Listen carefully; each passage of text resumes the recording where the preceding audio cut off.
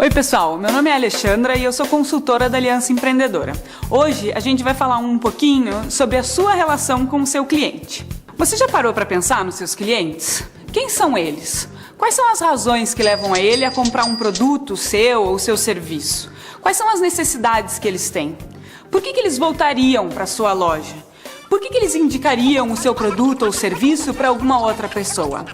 Vamos focar nessas duas últimas perguntas? Se é interessante para o seu cliente comprar mais de uma vez o seu produto, ou precisar mais de uma vez do seu serviço, ou então indicar o seu estabelecimento para outras pessoas, é interessante você cativar essa pessoa, cativar esse cliente, conquistar a simpatia dele.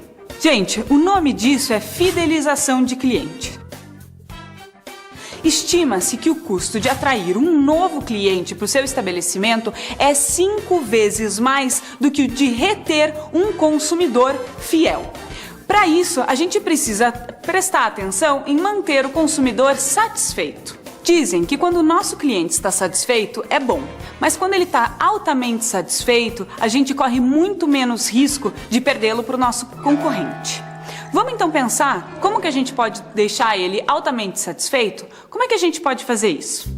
Vamos falar sobre o processo de vendas para a gente entender aonde começa a fidelização do cliente. Quando olhamos para a figura do processo de vendas, a gente consegue enxergar o ciclo da venda e cada etapa do processo e da relação com o nosso cliente. A primeira fase é a prospecção dos nossos clientes.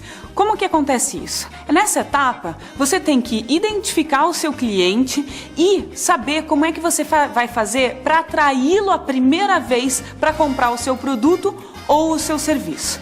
É interessante fazer essa relação de quem é o nosso cliente e por que ele vai consumir o nosso produto. A segunda fase é a pré-venda. Ela acontece antes da venda propriamente dita.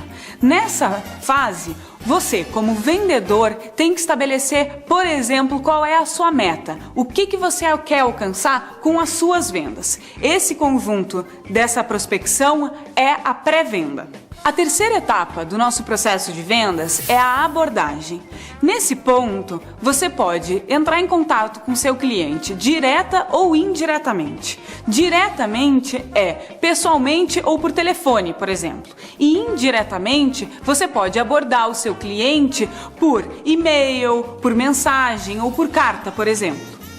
Na quarta etapa, a gente vai falar sobre negociação.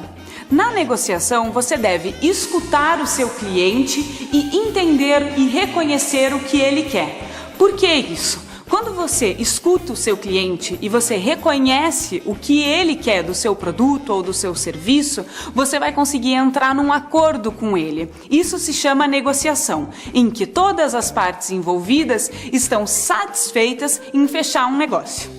A quinta etapa é o fechamento, quando se conclui a venda do produto ou do serviço. Quem é responsável pelo fechamento é o vendedor. Nesse caso, é você. Você tem que propor ao cliente que o ciclo do processo de vendas está se encerrando e vocês estão fechando a venda do seu produto ou do seu serviço. A última etapa do processo de vendas é o pós-venda. O pós-venda, ele pode começar durante o processo de venda. Você, por exemplo, pode fazer um cadastro do seu cliente, mesmo que ele não efetue a compra no seu estabelecimento. Mas é interessante manter o contato dele. O pós-venda também se dá quando o cliente efetua a compra. Você pode ter um serviço de atendimento ao cliente, por exemplo, para saber se ele ficou satisfeito ou não com o serviço ou produto que você vendeu a ele. É interessante essa etapa para que você saiba se o seu cliente ficou satisfeito ou não com o serviço que você está prestando a ele. O pós-venda também pode ser entendido como etapa de fidelização do seu cliente. A gente vai colocar aqui agora 4 regras básicas para a fidelização do seu cliente. A primeira delas é comunicação com o seu cliente. Isso pode ser uma propaganda, é informar a ele o que você está oferecendo como produto ou serviço. A comunicação não é só um canal de ida, é um canal de volta também. Então, à medida que você informa ele quais são os seus produtos, os seus serviços ou o que você está fazendo no seu estabelecimento, também é interessante saber como ele está vendo e recebendo essas informações. A segunda regra é construir, fazer coisas junto com o seu cliente. Nisso, você pode envolver o seu cliente a construir ideias para o seu negócio, ideias para o seu produto, como vender melhor, fazer ele incorporar e fazer parte do seu negócio.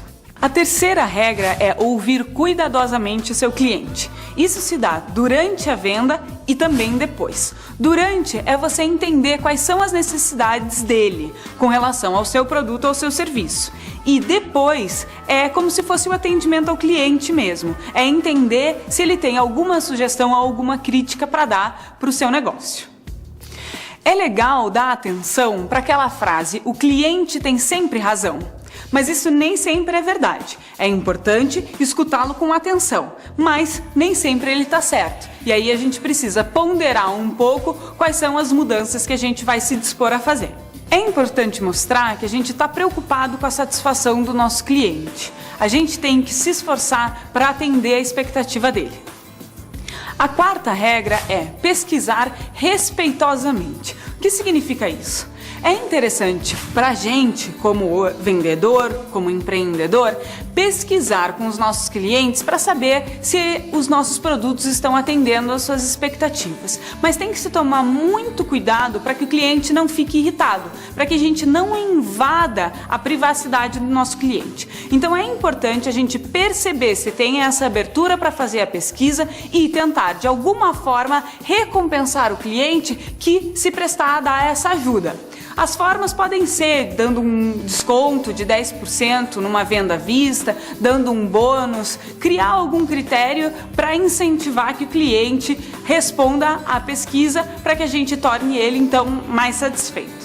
E a quinta e última regra é transformar o seu cliente em seu fã. Você tem que tentar aproximar o seu cliente para que ele seja fã do seu negócio e divulgue e torne o seu negócio cada vez mais conhecido pelas pessoas que ele conhece, pelos amigos, pelos vizinhos.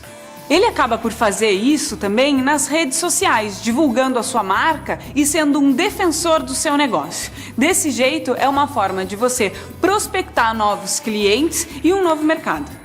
Agora vão aqui algumas ideias de como você pode promover essa fidelização dos clientes. Você pode fazer com cartão fidelidade, com bônus,